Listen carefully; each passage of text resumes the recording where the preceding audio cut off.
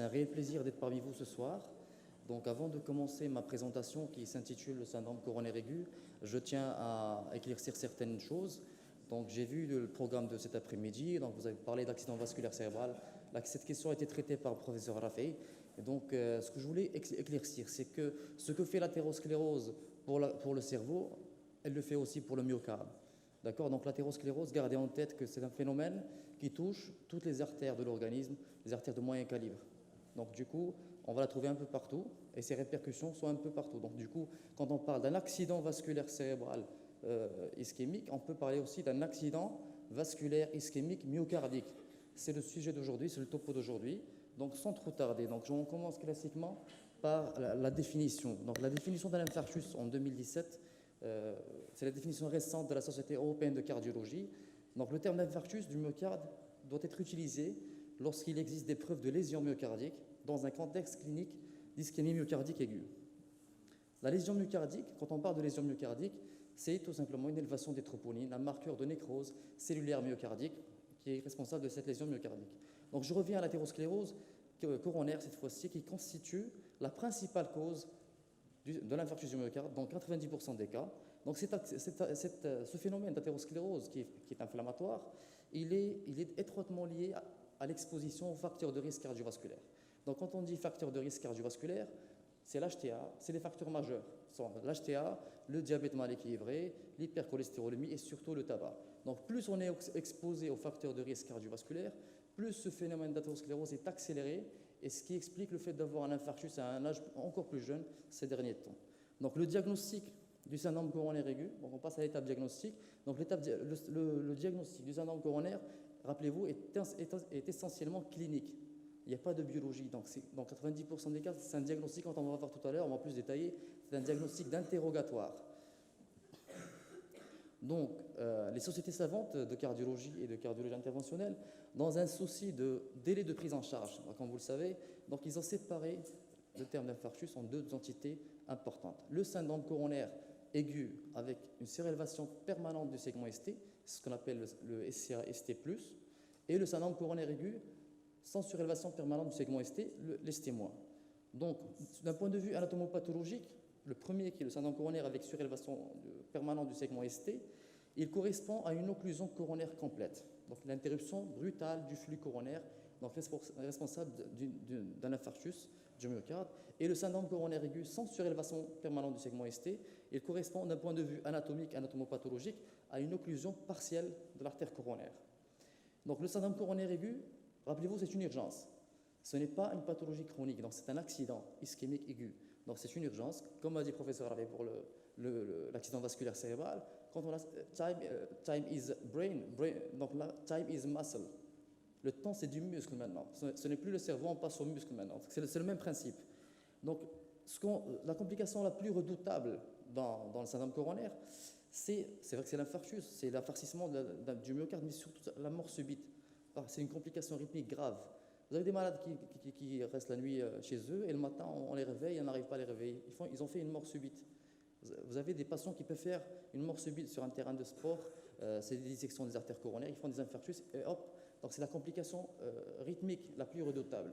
Donc, en l'absence de traitement de reperfusion, il faut craindre cette mort subite, cette complication.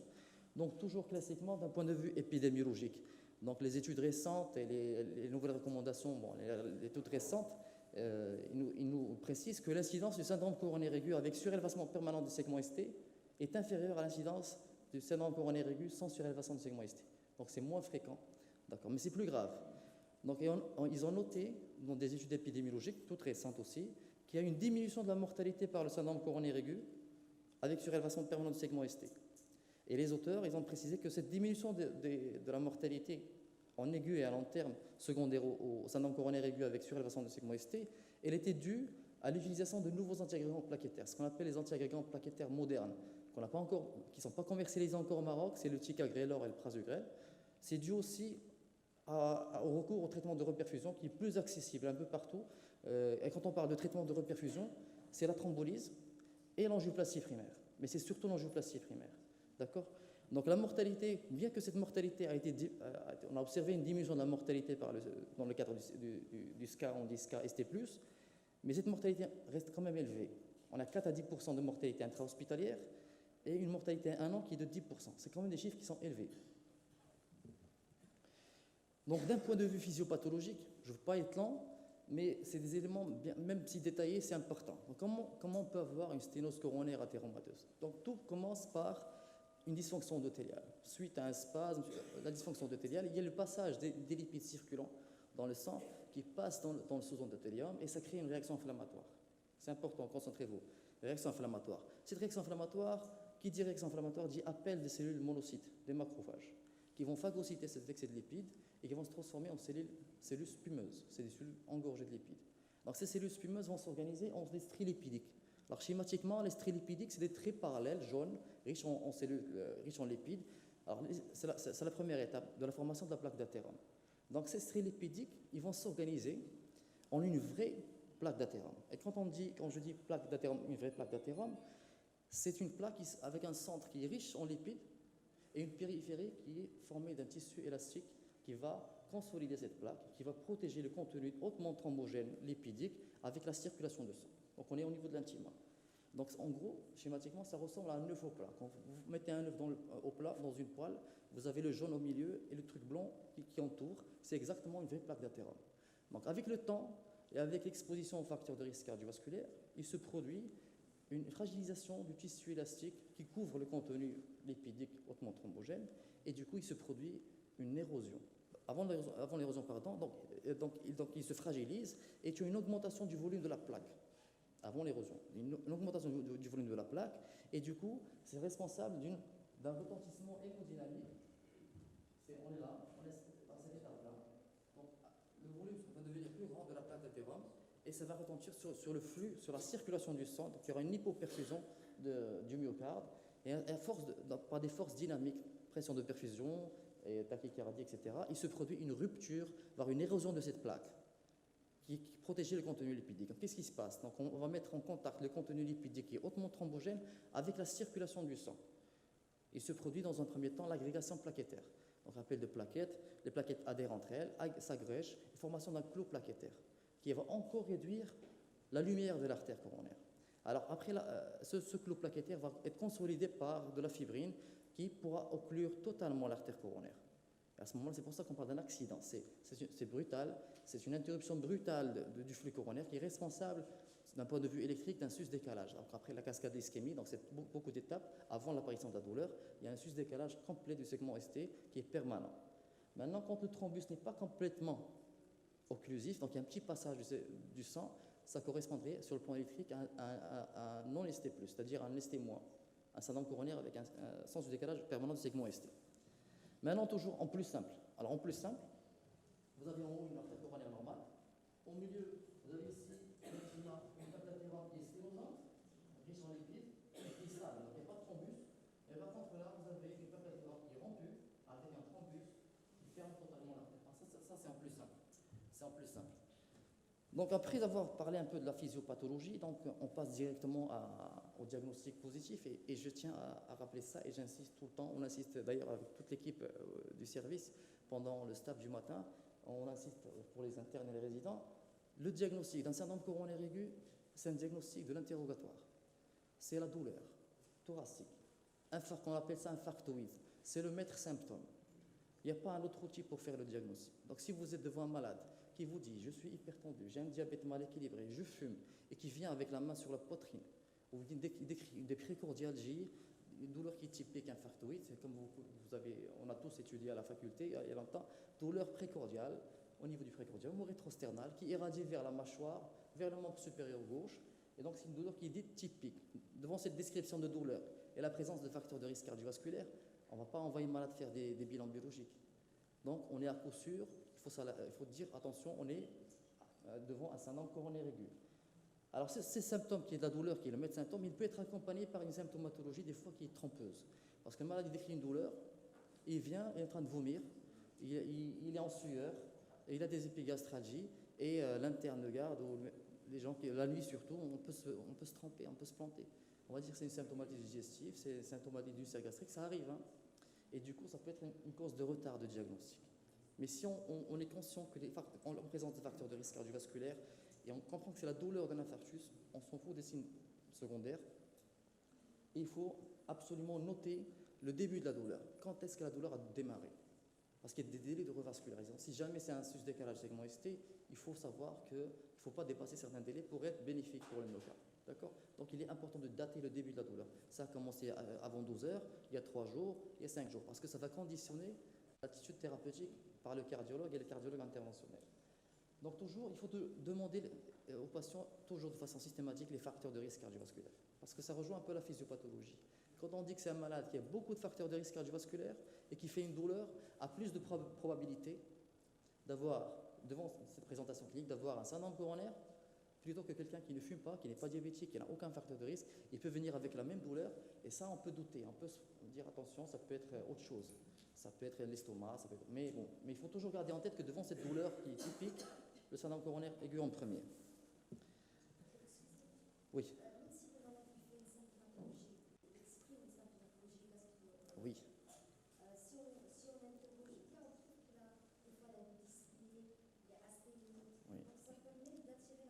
Toujours. Et il faut toujours penser, ce réflexe, il faut toujours penser au syndrome coronaire. Et d'ailleurs, quand on parle d'interrogatoire et de l'observation, avec un interrogatoire qui suit un raisonnement, qui est orienté, c'est ça.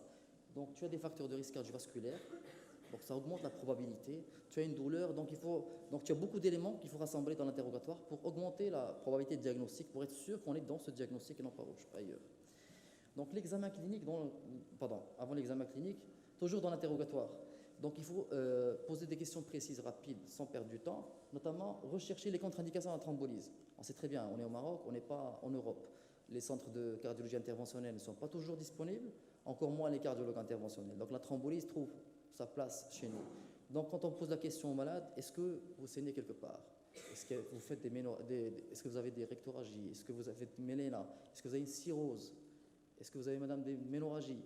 Est-ce que le patient est pâle? Donc, il y a beaucoup de questions à poser et ça peut nous aider parce que sinon, ça peut constituer une contre-indication à la thrombolyse et au lieu de sauver le muscle, on va tuer le malade. Donc, du coup, il faut bien poser ces questions à l'interrogatoire. Il faut toujours poser la question par rapport aux antécédents. Est-ce que vous avez déjà été ponté? Parce que ce n'est pas toujours le cas. On ne va pas toujours recevoir un malade qui va faire un syndrome coronaire de nouveau. Maintenant, au fur et à mesure que le Maroc se développe, on commence à avoir des malades qui sont revascularisés par des stents, par des pontages et qui reviennent par la suite parce que la maladie continue, qui viennent par la suite pour des douleurs infarctoïdes, soit qu'ils ont thrombosé leur stent, soit qu'ils ont occlué leur pont. Donc du coup, il faut toujours poser cette question. Est-ce que vous avez déjà été stenté? Quand est-ce que vous avez été stenté? Et quand on pose ces questions-là, il faut rapidement joindre le traitement habituel. C'est très simple. Tout médecin généraliste doit être sensibilisé à ça. On a des malades qui peuvent sortir de chez nous, dilatés, stentés, avec de bons résultats. Mais quand ils sortent de chez nous, soit par oubli d'éducation du patient, il arrête son traitement, clopidogrel, etc. Et il peut boucher son stent et refaire le syndrome coronaire. Et du coup, quand vous le recevez, vous posez la question, est-ce que vous avez arrêté votre traitement? Alors, si vous dites à l'interrogatoire, on n'a pas encore examiné, et vous dites j'ai arrêté le traitement, j'ai fait un stent il y a une semaine dans un centre, et j'ai arrêté mon traitement, vous êtes à coup sûr devant une haute probabilité que ce soit une thrombose de stent. Donc il faut adresser le malade au cardiologue ou bien l'adresser dans une salle de cathé pour faire la suite. Donc, là, on parle de l'examen clinique. Donc, l'examen clinique en termes de syndrome coronaire, il va être utile surtout pour rechercher les complications. Alors, comme on l'a dit tout à l'heure, les complications qu'on peut avoir à la phase aiguë d'un infarctus, c'est des complications hémodynamiques, rythmiques. Donc, quand on dit hémodynamique, c'est surtout les patients, la première des choses, prendre la pression artérielle. Un patient qui se présente pour une douleur avec une pression artérielle basse ou en état de choc, ce n'est pas un malade qui va attendre faire un ECG dans une demi-heure ou trois quarts d'heure. Il faut le prendre par la main et ramener en réanimation, faire un électrocardiogramme parce que c'est un malade qui peut passer à tout moment. Un patient qui est rapide aussi, c'est des facteurs pronostiques dans le cadre du syndrome coronaire. La pression artérielle basse, la fréquence cardiaque élevée. Il faut surtout rechercher ce qu'on appelle des complications mécaniques. Des complications mécaniques comme un souffle de communication interventriculaire ou un souffle de fuite mitrale. Dans un cadre de douleur thoracique, syndrome coronaire, ça peut être mortel, ça peut être responsable de ce qu'on appelle le choc cardiogénique secondaire. Donc, pourquoi? Parce que l'artère occluse, si par malheur l'artère occluse correspondait à un territoire du septum interventriculaire, la nécrose tissulaire va être responsable d'une perforation, une communication des deux ventricules et être responsable d'un choc cardiogénique. Si par malheur l'artère fermée correspondait au territoire du pilier de la valve mitrale, parce que les valves mitrales sont accrochées à des piliers au niveau du myocarde, si cette partie musculaire du pilier se décolle par nécrose, après la nécrose, vous aurez une IM aiguë qui peut être mortelle. D'accord? Donc c'est ce qu'on peut rechercher à l'examen clinique.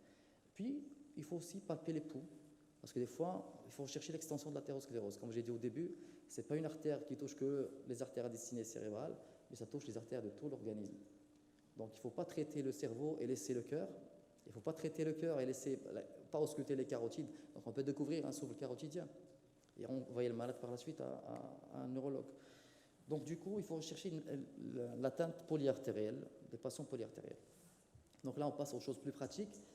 Donc devant cette symptomatologie de douleur, infarctoïde, etc., bien sûr, après avoir examiné le malade et éliminé les complications, première des choses à faire, c'est faire un électrocardiogramme. Donc on est soit devant un syndrome coronaire avec surélévation permanente du segment ST, soit devant la situation où il n'y a pas de surélévation permanente du segment ST. Donc dans un premier temps, nous allons aborder le syndrome coronaire avec surélévation permanente du segment ST, et dans un second temps, on va aborder la question syndrome coronaire sans surélévation permanente du segment ST. Maintenant, devant vous, c'est un électrocardiogramme. Je ne vais pas demander de vous interpréter l'électrocardiogramme, je vais le faire moi-même. Donc du coup, vous avez un sous-décalage du segment ST dans cette codélévation. C'est D2, D3, AVF, c'est le territoire inférieur. Et vous avez un petit sous-décalage ici, et là, qui peut correspondre à un miroir, ce qu'on appelle un miroir. Donc devant cet électrocardiogramme, je suis sûr que dans toute la salle, on est tous d'accord, c'est un syndrome coronaire avec surélévation permanente du segment ST. Devant la douleur qui était typique, et devant cet électrocardiogramme, à coup sûr, on est là. Donc, devant cet électrocardiogramme, donc au fond de nous, on doit se mettre, c'est une extrême urgence. Pourquoi on dit ça depuis le début? Parce qu'on sait pertinemment que d'un point de vue anatomopathologique, on nous a dit que ça correspondrait à un thrombus totalement occlusif. Et quand on interrompt la perfusion coronaire brutalement, il y a toutes les complications qui peuvent survenir, notamment hémodynamiques, comme la mécanique, la CIV, les complications rythmiques. Il y a la mort subite qui est la plus redoutable. Donc c'est une course contre la montre. C'est une extrême urgence, il ne faut pas attendre, il faut prendre le patient par la main et l'adresser directement vers le cardiologue et raccourcir un peu les délais. Donc toujours, il y a un délai, pour vous, pour médecin généraliste, il faut garder en tête les 12 heures. Avant 12 heures, il faut aller vite, il faut aller revasculariser ce myocarde. Et si vous avez un moyen de monitorer votre malade, un ECG continu, un scope électrique, ça serait bien. Parce que pendant que vous interrogez le malade, et ça nous est déjà arrivé, vous pouvez le perdre. Il peut faire une fibrillation ventriculaire, il peut faire une tachycardie ventriculaire, un BAV complet, trouble de la conduction, syncopale. Donc il faut, avant de démarrer quoi que ce soit, mettre un scope et monitorer sa fréquence cardiaque pour pouvoir agir rapidement. Parce que si tu as une fibrillation, on s'en fout de la revascularisation. Il faut aller choquer le malade. Si vous avez un BAV, il faut mettre de l'atropine. On s'en fout du cardiologue, c'est vous qui gérez. D'accord? Donc c'est étape par étape. Vous avez un arrêt cardiaque, il faut gérer l'arrêt cardiaque.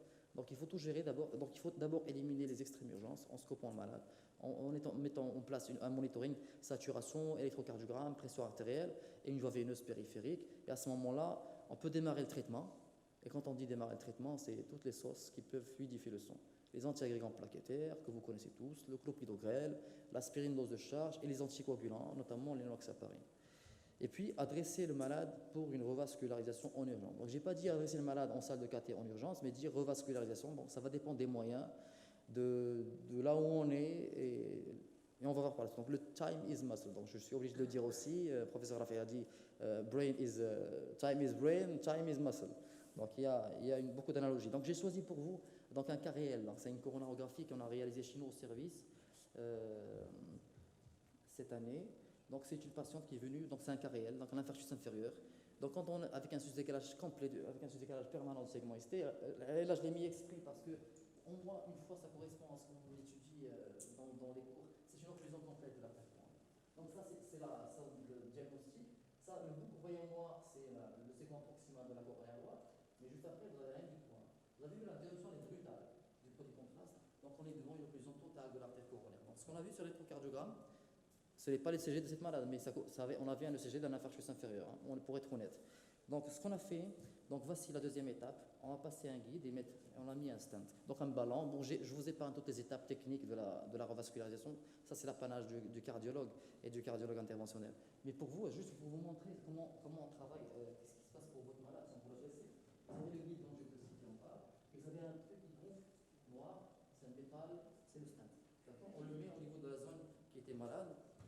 Tout simplement pour avoir ce résultat-là, pour avoir ce résultat final. Donc voilà, donc c'était une très grosse boîte. Vous avez le métal en noir, c'est le stand qui est ouvert. On a pu restaurer le flux rapidement pour l'air. Donc, après restauration du flux, le patient n'a plus mal. Donc c'est une disparition de la douleur.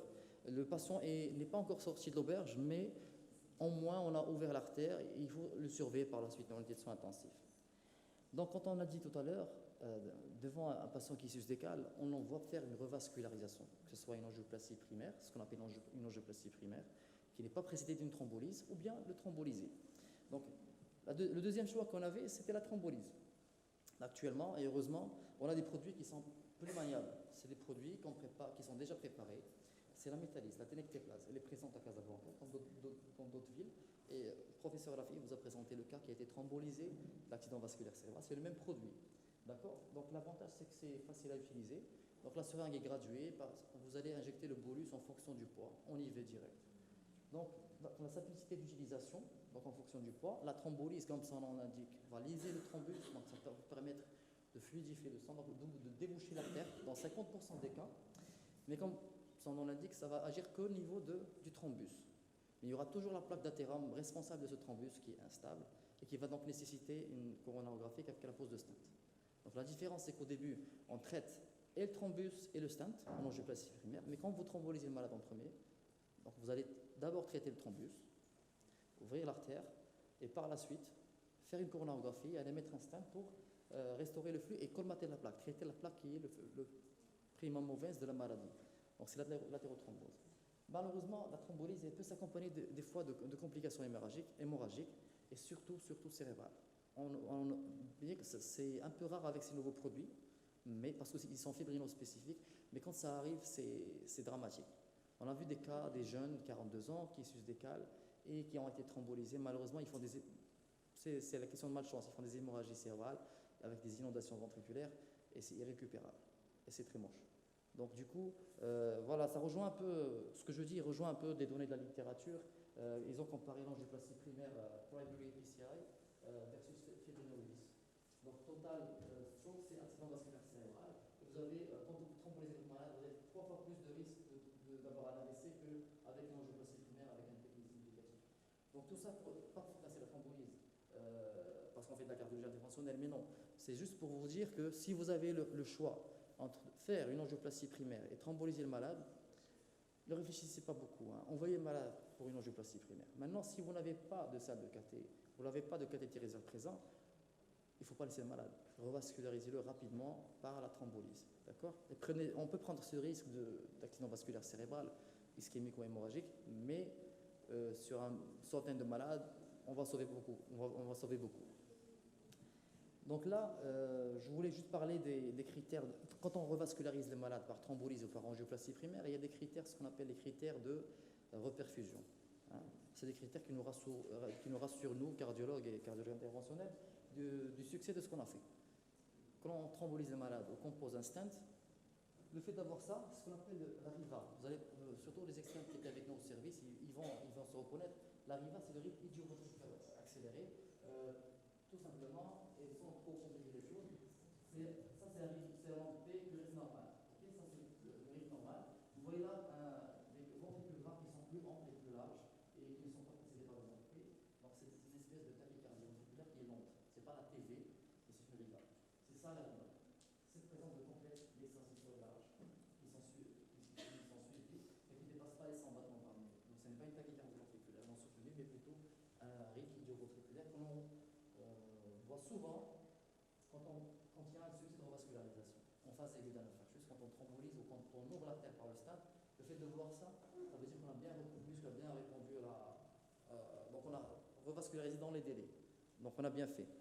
Donc il n'y a pas que ce critère-là de succès de revascularisation, il y a d'autres critères. La sédation de la douleur, quand le patient sur place, quand vous thrombolisez le malade, c'est un peu de temps, mais quand vous avez l'image dynamique devant vous, on ouvre l'artère par un stent, je vous dis, dans la grande majorité des cas, la restauration du flux est correcte, et vous avez une sédation, disparition de la douleur.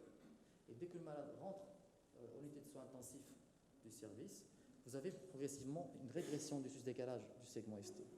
parce qu'on a reperfusé l'artère, donc par la thrombolyse ou par l'angioplastie primaire.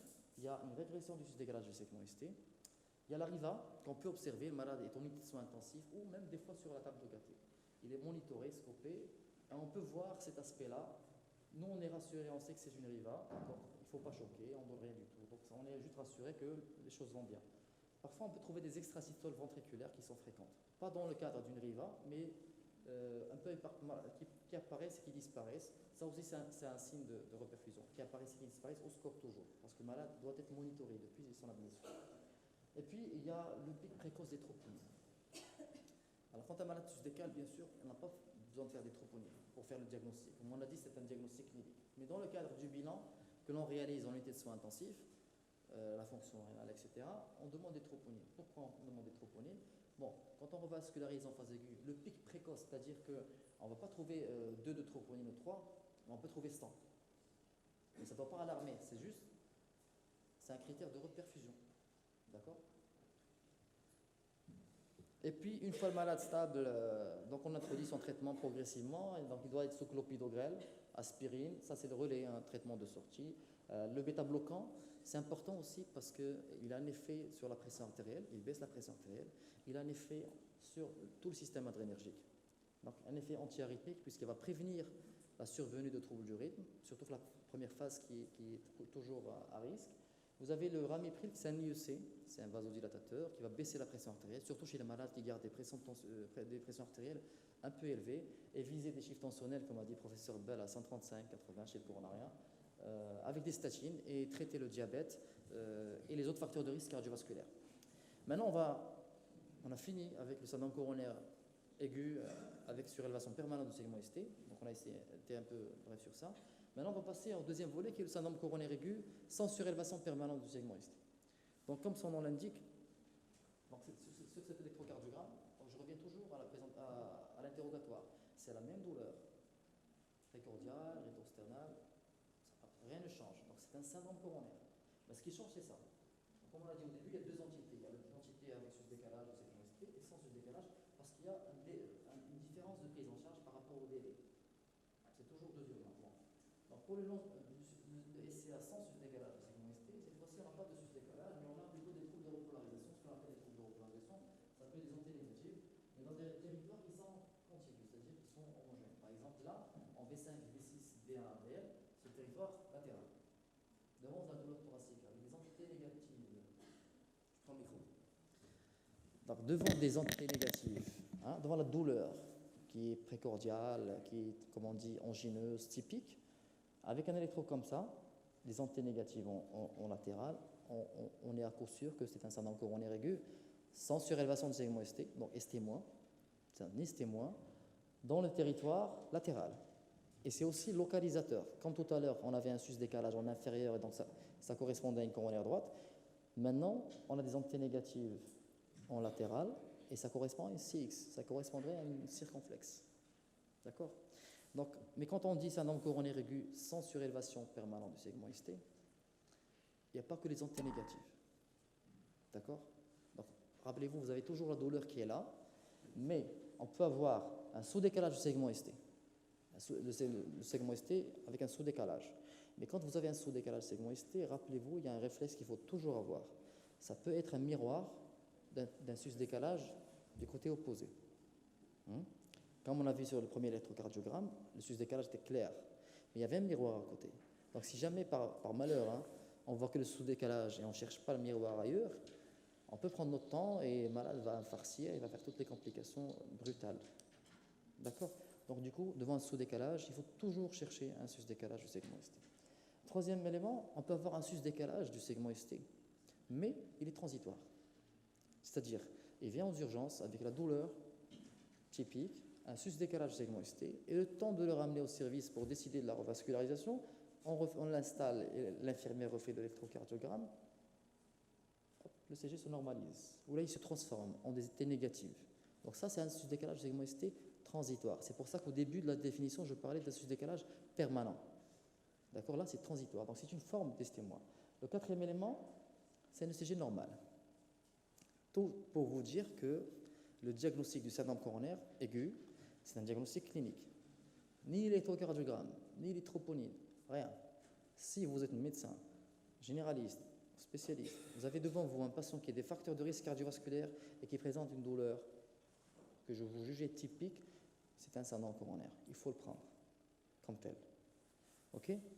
Donc, le syndrome coronaire aigu sans surélévation permanente du segment ST, il correspond, donc c'est une urgence aussi, hein, c'est une urgence. Et le thrombus, cette fois-ci, il est partiellement occlusif. On n'est pas devant une occlusion brutale, comme on a vu tout à l'heure à la coronarographie, mais généralement, c'est des sténoses serrées, hein, très serrées, avec une réduction du flux de 90%. C'est des sténoses qui sont vraiment serrées, avec un petit thrombus, mais il y a toujours un flux, on voit toujours la distalité de l'artère. C'est ça, sur le plan anatomique, c'est ça. Donc, il faut hospitaliser le malade, démarrer le traitement et faire la coronarographie, cette fois-ci dans les 24 heures, 24 à 72 heures. Vous savez, il y a une différence de délai. Au début, pour le sus-décalage du segment ST, on disait qu'il faut y aller tout de suite. Il ne faut pas trop tarder. Mais autant pour celui-là, démarrer un traitement médical, faire fluidifier le sang et stabiliser le malade par des bêta-bloquants, des IEC, des statines, des antiagrégants plaquettaires, des anticoagulants, et faire la coronarographie dans les 24 heures. Mais si jamais il a une douleur pendant son hospitalisation, il fait une douleur qui revient et qui devient persistante, on refait l'électrocardiogramme, parce que c'est quelque chose d'évolutif. Si ça sus-décale, il se transforme en un SCA-ST+. C'est ça le risque d'évolution de ce genre de pathologie. Ça évolue vers un SCA-ST+, et on n'est plus dans le chapitre du SCA-ST-, on est dans l'ST+, et on est dans l'extrême urgence. Il faut aller rapidement, il ne faut pas attendre les 24 heures. J'arrive tout de suite. Vous êtes en train d'initier la prochaine plaque. Voilà, les troponines. Donc, c'est une très très bonne question. Alors, je répète encore une fois. Devant le syndrome coronaire, c'est un diagnostic clinique, c'est-à-dire d'interrogatoire. Je vous pose la question, vous êtes diabétique, mal équilibré, vous ne faites pas de régime, vous fumez, vous avez une hypercholestérolémie, vous faites une douleur thoracique qui est comme ça, vous êtes chez moi comme ça, avec la main sur la poitrine, et les rétrosternales, c'est une oppression. Ce n'est pas une douleur qui disparaît à le mouvement de l'épaule. Quand j'appuie, ça ne change rien du tout. Quand j'appuie sur l'estomac, donc ce n'est pas un problème de gastrite, etc. C'est une angine de poitrine. On n'attend pas les troponines. D'accord? Même avec un ECG normal. Mais dans la majorité des cas, vous avez un ECG modifié. Dans le SCA-ST-, dans la majorité des cas, vous avez un ECG modifié. Mais quand la douleur est typique, vous prenez d'abord le malade. Pourquoi? Parce que là, je vais le dire, ce n'est pas nécessaire pour faire le diagnostic. C'est pour ça que dans la définition de l'infarctus, la lésion myocardique, c'est la libération des troponines. Ok, je veux bien. Mais le syndrome coronaire aigu, ce n'est pas la libération de troponines. Dans le terme syndrome coronaire aigu, il n'y a pas de biologie. Il n'y a pas d'anapathe. Il y a un syndrome, c'est un ensemble de signes. Donc c'est la douleur accompagnée avec d'autres choses, les sueurs, les vomissements, etc. C'est un syndrome. C'est très important parce qu'on peut perdre des malades comme ça. Donc après, pourquoi on ne fait pas les troponines de façon systématique? Parce qu'il y a plusieurs situations où les troponines peuvent être positifs. Et c'est des faux positifs, qui n'ont rien à voir avec le syndrome coronaire. Vous voyez ce que je veux dire? Alors j'ai choisi quelques cas. Il y a la dissection de l'aorte. Une dissection de l'aorte peut entraîner une libération de troponines. L'embolie pulmonaire. Vous savez très bien, dans la stratification du risque, il y a les troponines qui sortent. Donc imaginez vous demander des troponines devant une douleur thoracique, parce que dans l'embolie pulmonaire, vous pouvez avoir aussi une douleur. Mais la dyspnée, il met de symptômes à ce moment-là. Vous pouvez avoir une douleur, mais la dyspnée, elle est là. Donc vous allez dire, bon, c'est un syndrome coronaire, on fait des troponines positives. Alors au lieu que votre malade aille en angioscanner, vous allez le mettre en salle de caté, peut-être qu'il va attendre les gens qui l'installent, le cardiologue interventionnel qui arrive, et peut-être qu'il ne va rien trouver, il va se dire, bon, c'est rien, c'est une myocardite. Et hop, au soin intensif, il désature, il fait un état de choc, il passe. Donc, à mon avis, les troponines, quand il faut croire ce que rapporte le malade, et croyez en vous et en vos questions. Et un interrogatoire qui est précis, et il n'y aura pas de problème. Donc, du coup, même si vous prenez le malade et vous faites une coronarographie, des fois même un examen abusif et donc quand il n'y a rien du tout, c'est mieux que de passer à côté d'un problème coronarien parce que les complications sont fatales. Donc du coup, pour le diagnostic du syndrome coronaire, surtout estime-moi, pas de troponine. Mais vous allez me dire à quoi ça sert les troponines à ce moment-là dans le syndrome coronaire? C'est ça la question que vous avez posée, mais j'arrive, c'est la prochaine plaque. Donc les troponines servent à stratifier le risque ischémique. Donc, ce n'est pas pour vous donner trop de détails par rapport à la prise en charge, ça c'est réservé un peu aux spécialistes, mais pour ne pas vous embrouiller. Donc, la présence des troponines, donc quand on prend le malade, il fait une douleur. Pour nous, c'est un syndrome coronaire, donc c'est la clinique, on le prend, on le met en unité de soins intensifs. Le CG, on l'a, On peut faire le dosage des troponines. Mais quand les troponines sont négatives, qu'est-ce que vous allez faire? Vous allez dire que ce n'est pas un syndrome coronaire. Mais quand c'est négatif, on peut dire qu'il faut refaire ces troponines quelques heures plus tard. Mais quand le patient est diabétique, il a des facteurs de risque et que la douleur est typique, si on a des troponines négatives, on ne fait pas de coronarographie. On va la faire dans les 24 heures. Par contre, si vous avez des troponines positives, diabétiques, un insuffisance rénale, c'est toujours dans les 24 heures. Quand est-ce qu'on fait une coronarographie dans les 2 heures dans le cadre du syndrome coronaire sans surélévation de segment ST? C'est lorsque le malade a une douleur qui revient. C'est une douleur qui est continue, persistante, qui ne disparaît pas sous l'antispray et que le CG se modifie et qu'il y a un sus-décalage qui apparaît. C'est là où il faut rentrer en salle cathé. Quand il y a un malade qui fait un trouble du rythme grave, vous l'avez hospitalisé, il fait un trouble du rythme en unité de soins intensifs, vous choquez, vous réduisez, il faut aller en salle cathé tout de suite. Ça veut dire que votre syndrome coronaire il s'est transformé en un ST+. Il y a une urgence vitale, il faut ouvrir l'artère le plus tôt possible. Alors que, imaginez que vous envoyez le malade, il vient chez vous avec la douleur, vous l'envoyez au laboratoire pour faire les troponines et il fait la fibrillation ventriculaire pendant le prélèvement ou pendant le transfert.